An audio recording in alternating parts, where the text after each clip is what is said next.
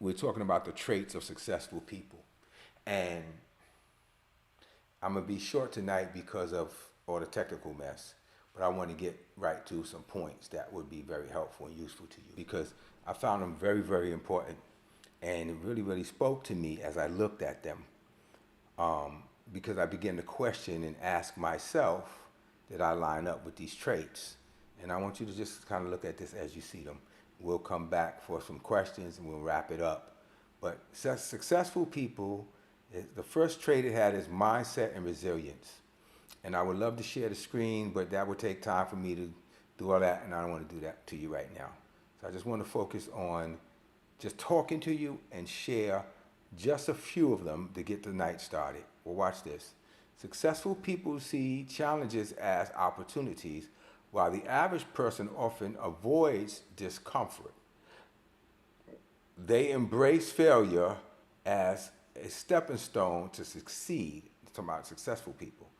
Now, successful people see challenges as opportunities, and that spoke to me, and it spoke to me a lot because, and I want you to take this with you tonight because it's very important. I, at which you, Nelly, you, everybody on here, you, we don't like failures. And a lot of times we think things are failures, but they're just temporary setbacks. And because our mindset and because of what we've been through, especially people of color at times, we look at those situations and we go, this is a pain or a discomfort or a shame that I don't want to feel. It's really steeped in pride. We may not consider it that, but it is. And so we say, that's it, I'm not doing this, and we'll walk away from it. Only to, in the near future, come back to it because it haunts us, because who we're called to be, we're called to be. Let me move this out my way so I'm talking to you. There you go. Who we're called to be, we're called to be, and we can't escape it. So try as we might, we can't escape who we're called to be. So eventually we turn around and going back to that thing, which makes us a lot of times feel a lot more defeated. But successful mindset people, they look at everything that looks like a failure or setback as an opportunity to overcome something. And as simple as that sounds, it's really a practice to achieve that mindset. I've talked to people that are successful and wealthy, and I'm always amazed at the levels of insecurities that come out in their conversations. Some of the most successful people, I mean, I've been hearing things about Elon lately, and it was like saying this guy's one of the most insecure people in the world. And so he did things, to alter himself physically and everything to make himself appear attractive to females, even though he may know they're not really attracted to him, but his worth. But that the ego and the insecurity and the pain that a lot of these people feel at that level is like astronomical. Now, some people may get offended by this, but I don't think anybody from my crew and anybody who is offended by it, so what, right? Do you notice that some of the most successful guys in the world are not the best looking people in the world? Did you notice that? The nerdy, square, couldn't get a girl if somebody threw one at them, but they are super ultimately driven to become something bigger and better because they trying to compensate for a lack of self-worth or insecurity on the inside. So the nerd, the college jock usually winds up working for the nerd. It's usually how it turns out. So here's my point. I need us to understand that those what look like failures or those setbacks can be something that cripples us and enslaves us, or something that pushes us and motivates us to go as high as we can go. And I don't care how old you are, for me to, at my age, to come to the reality in the sense that I was very insecure in a lot of ways and really needed approval in so many ways. And once I got free from needing it, then I could push past without it, whether I felt rejected or not. More doors opened up and the less rejection I received, because it's very clear, and I'll wrap up on this point and you're welcome to jump in. What you feel about yourself is what you attract to yourself. So if you feel insecure, you attract people treating you. If you feel like a reject, people reject you. If you feel unattractive, you'll catch people coming to you to constantly remind you of that. It's like it's you know it's the I know it's the work of the enemy, but it's just a spiritual force that as a man thinketh in his heart, so is he. You draw to you what you believe about yourself. So how do we fix that? How do we turn that around? Well, you start rehearsing even when you don't really believe it yet on the inside. You start talking to yourself and rehearsing what you believe about yourself. Co-host, feel free to jump in at any time. Comments? Let's hear what you got to say. Mr. Brown, I agree. With this last victory that I had, where I was constantly trying to pass an exam, it took me 7 times. And there were times when I just really did not want to go back. I took a break and I said, all right, let's go. And I utilized every resource that I could find. You know, I went to from this tutor to that tutor, and I was determined that last time I was determined. Like you said, I spoke that I passed. I was passing. My relationship with this exam is not defeated. I actually can pass this exam. I'm smart enough. Because I think I did believe somewhere in the back of my mind that I wasn't, if I be honest. And like you said, all of that lined up. What I said, how I felt, how I presented myself, how I attacked it, it was done. And like I thought about you and all that you've taught us, you know, throughout these years. It's like I could not let this thing go by. I just couldn't. It's something in me said, no, I can't. I have to conquer this thing. This can't get the best of me. And so I hope to keep that with every challenge and every perceived challenge that I have. That it's not a denial. It's just maybe a slight delay, but it's teaching you resilience, um, and really helping you to believe what do you actually really believe about yourself. And I think that was the lesson that I got from it. So you're spot on. Nelly, I know you can't be seen right now, but you can be heard. Do you want to add? Can you be heard? You're on mute.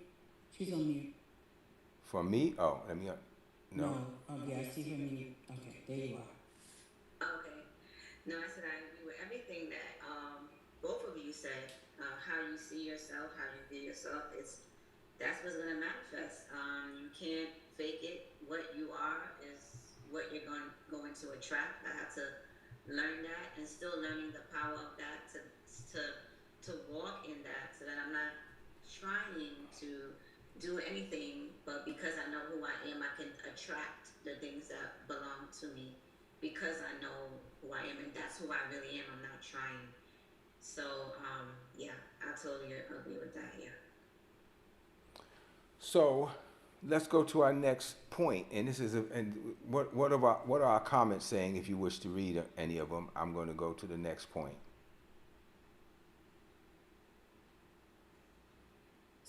So Ruth just agreed with you. She said that most of the, I guess, most successful men in the world are not not as attractive.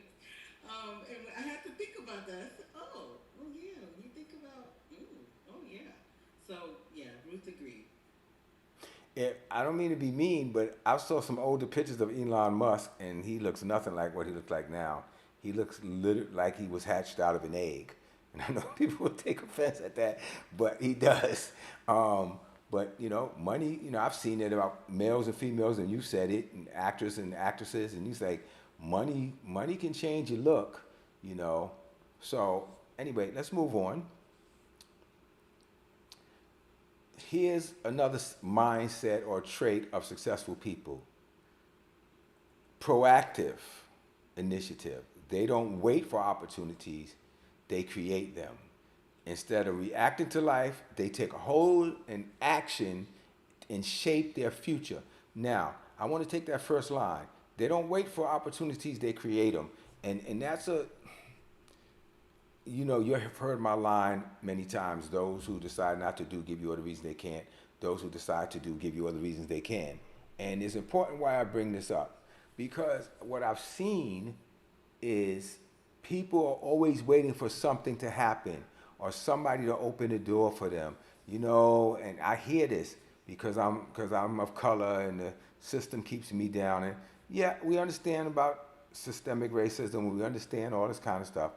But do we put it into place and authority to then control our destiny, or do we take charge of it and take it where we want it to go?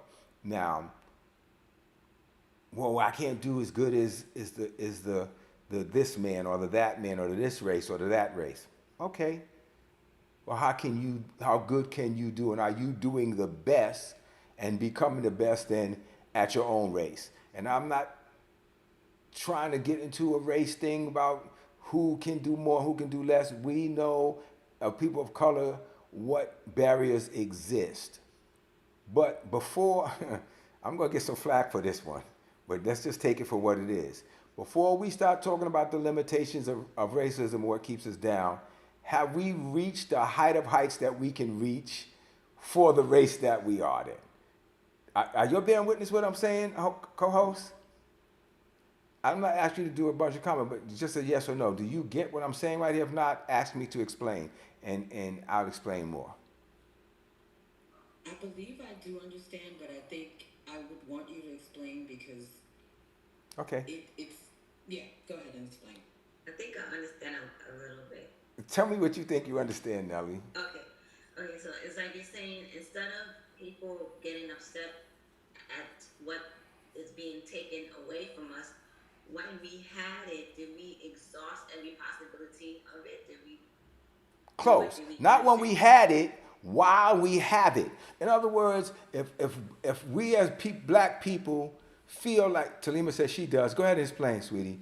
Let me, and while she's explaining it, I'll talk because there's a delay and we can see if we're on the same page. Okay, if you telling me that the system or the YT man is holding you down, right? Have you reached the height of blackness then? Like, in other words, before I start whining about how the system is trying to keep me down, have I gone as high as I can go with the skin and the color and the person that I am? Have I? Then I can say, well, they're not letting me get this high if I want to have that complaint. But most of the people that will complain that I've seen are on the bottom of the bottom. They're waiting for the opportunities. They don't give me this. They don't open the door. And what people that are successful have a mindset of, if you don't open the door, I'm climb through the window. I'll go up the balcony. I'll scale the wall like Spider-Man. If you're not going to, if I can't have it all, I will go as far as I can and reach whatever barrier exists. And then I'll figure out how to break through that barrier and get through the next levels as high as I possibly can. So I want to remove this whole, and like I said, I know people are not going to like this, but I want to remove this whole racial thing in this sense.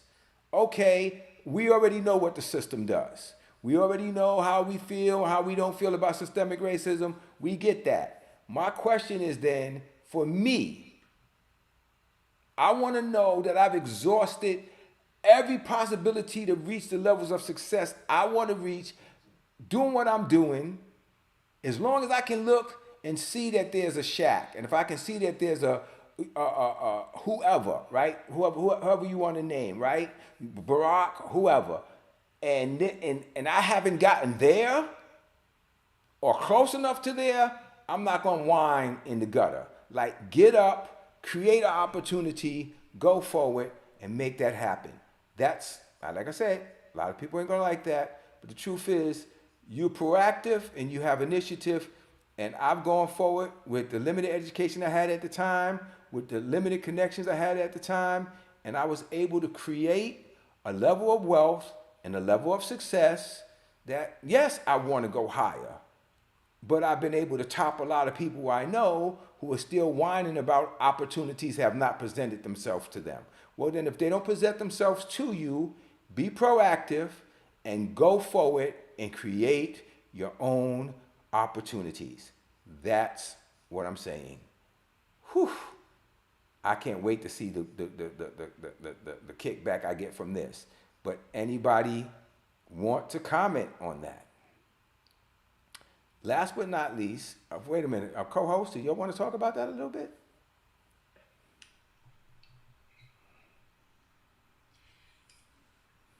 You want to go, Nelly? Nelly is frozen. I mean, I'm not trying to get y'all in trouble with me. This is my journey. I gladly go there. I get what you're saying because me, all of us. I'll speak for myself. Me knowing you, knowing where you came from, what you had available to you, and what you did with what you had available to you, you were able to climb to a high place of success without excuses, without a handout or this or whatever people think they need. Now, here's what's crazy. I don't think I've reached a high place of success. I think I'm at the bottom, couple of rungs. I don't think I'm at the bottom, but, I think that, so I don't think that I've become everything I can. But I decided not to stay there and wait for it to come to me.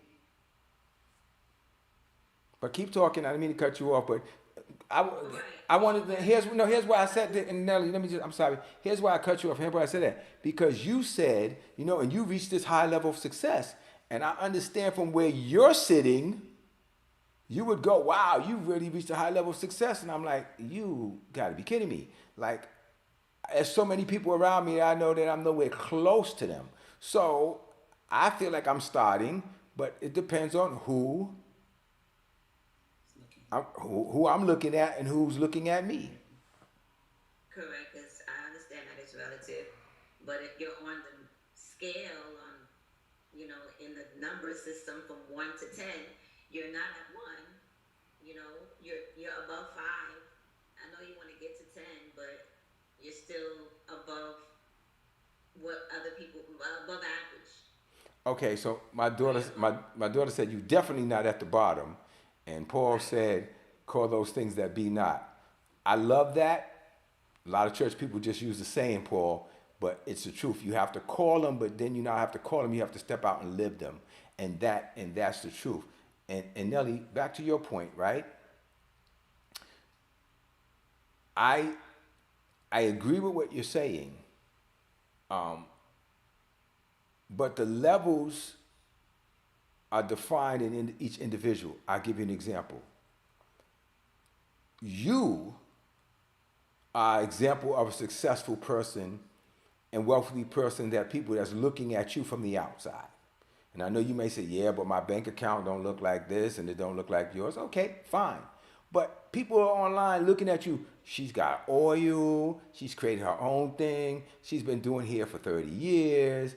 She's going to Miami and back and forth. And never mind how you're getting there. My point is, people are looking at you saying, I died just to have what you got. Again, it's all perception. It's all perception. So then what am I saying about that? I'm saying this. You create it. You go for it. You grab the opportunity. You grab it in the chokehold. And if we want to use scripture, and this is a good place to wrap it up. If we want to use scripture as a point, I never forgot the first time I heard the story about Jacob and in the Bible, that his name was Swindler. I don't know who's making that noise, but you guys got to be careful or mute yourself. His name is Swindler. He didn't like that name, and everything went against him because of that name, even though he stole his brother's birthright and everything. And the scripture said he met with God in a row and he wrestled with him. I saw a video recently where they were doing Joseph and Moses and whatever on their face praying, and Jacob getting up on the turnbuckle and jumping down with God and doing the WWF, right? And here's my point.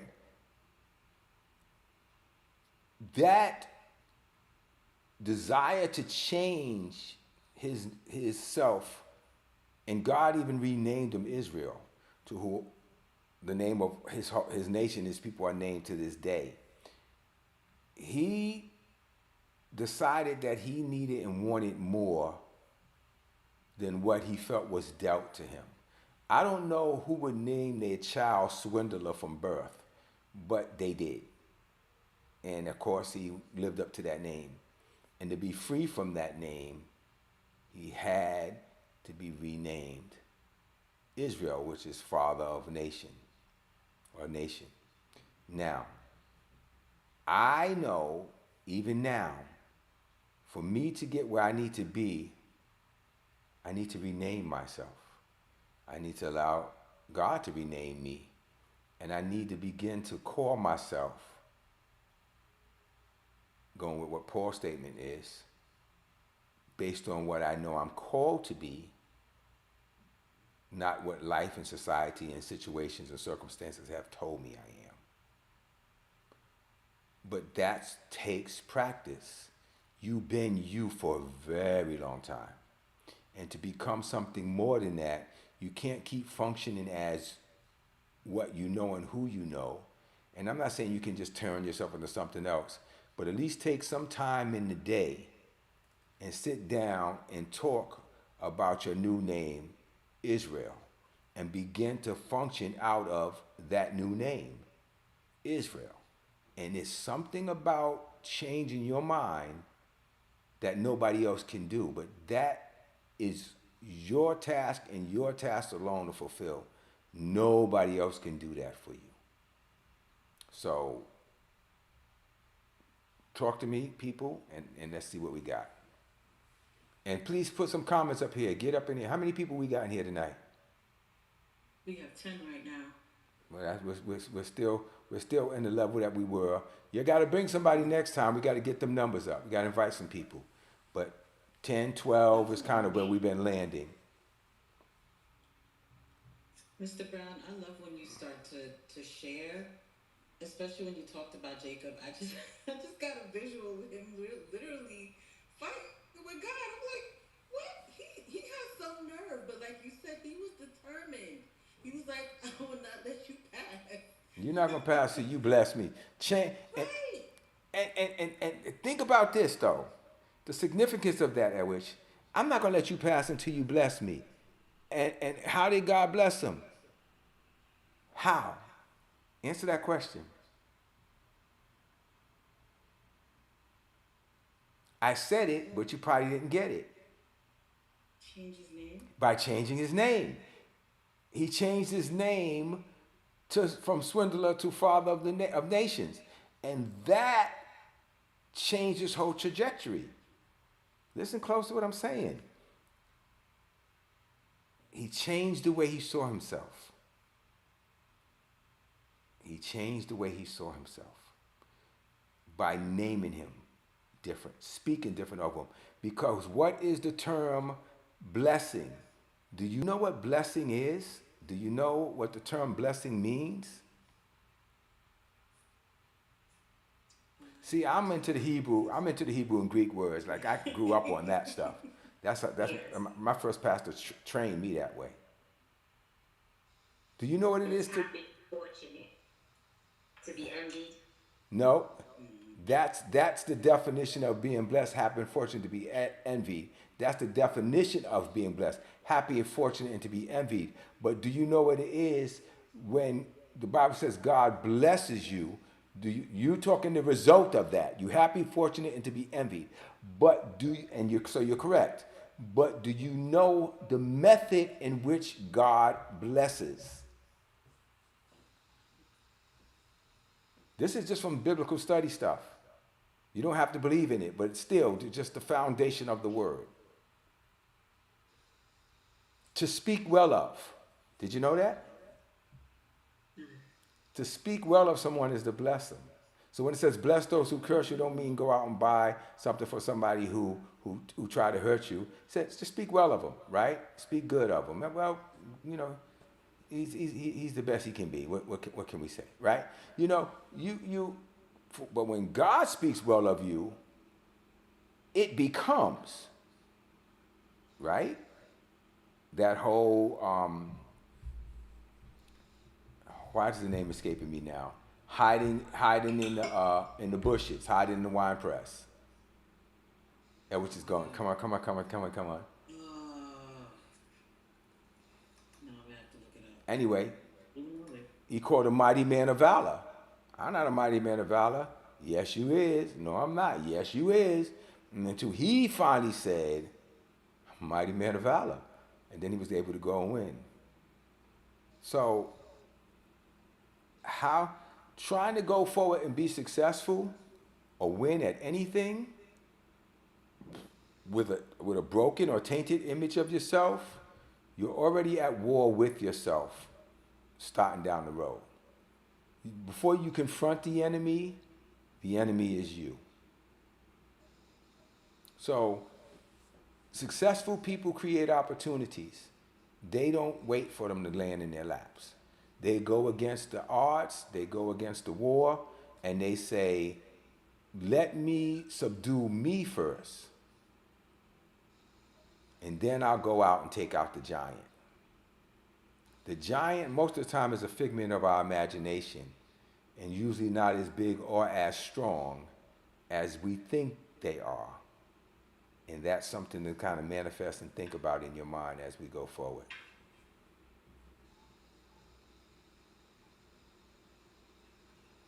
We haven't seen any comments in a minute.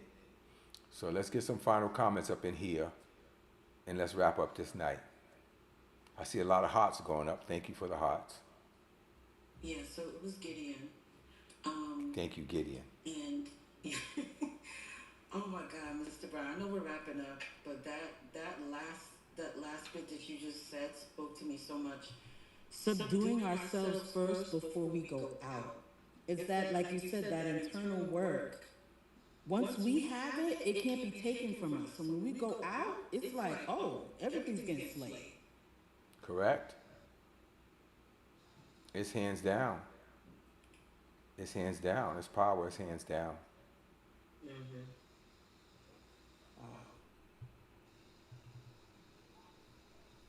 What say you, Miss? That once it's done on the inside of you, yeah, can't be taken away from you. It's a wrap. It's who you are. Yeah, that's powerful.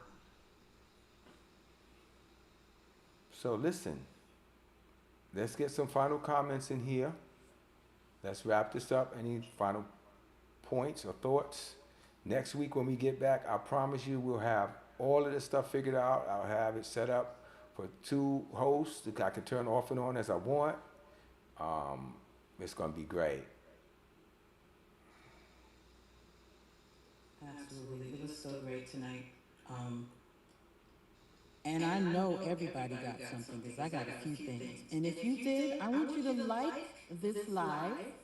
And if you have not already subscribed, we need you to subscribe and absolutely share what you received tonight. Please share. Share this live. And hit the what's the notification button on our site, please. So when we go live, it shows up. Everybody here, please hit the notification, like, subscribe, share. We're on our way to get to our first 1,000. We passed the 600 mark, and we're pushing our way up step by step. And I appreciate every little like, every little subscribe, everything that speaks to us. So listen, while I'm on here, let me just say this. We need your help. We need your support. And we need your likes, shares, subscribes, and follows. We're on our way to getting that first 1,000. Once we get 4,000 watch hours, then we move into another level. I'm going to be moving into doing more than 1 a week. The goal in the near future, once we master this whole thing here, is we're going to be doing 3 a week. And I'm thinking we're going to be going for Tuesday, Thursday, and Friday, or Tuesday, Thursday, and Saturday. And this is going all the way. We're going all the way to the top with this. Our goal is to get 1 million followers, but we're gonna take one bite at a time. So we're gonna get our first 1,000. We're gonna get our second 1,000. I really want to get in the next couple of months. I want to get 20,000 followers to 50,000 followers. I believe it's possible. I've seen people do it. It can be done. So we're learning how. So again, like, share, subscribe, hit that notification button. Tell people about us. Tell people what you're learning. We're going to have more conversation with you. Once we get this thing set up, we're going to be able to bring more people on at a time if we want to. So if people are guests and they want to get in and talk with us, we'll be able to send them a link and just bring them right into the chat. It's going to be so great in the near future. And we're building this thing. And if you remember, we started out on Zoom, then we went to Instagram, and then we tried to tie in other mediums, and it was a mess and a catastrophe. But we kept working at it, because what are we doing? We're creating opportunities.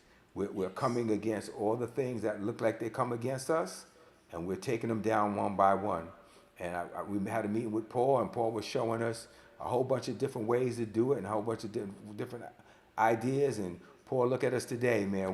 We're finding our way around. We're finding our way through. We're making it work, and it's exciting because I remember when we had our first meeting, we didn't know squat about doing this, but here we are doing it, stumbles and all. Get in the mix, get in the game. It's yours to have, and if you want to do it, you can. Nothing's impossible for you. You ready? Let's grow. See you all next week, next Tuesday. Bye, everyone. Thank you for coming. Thank you, Nelly.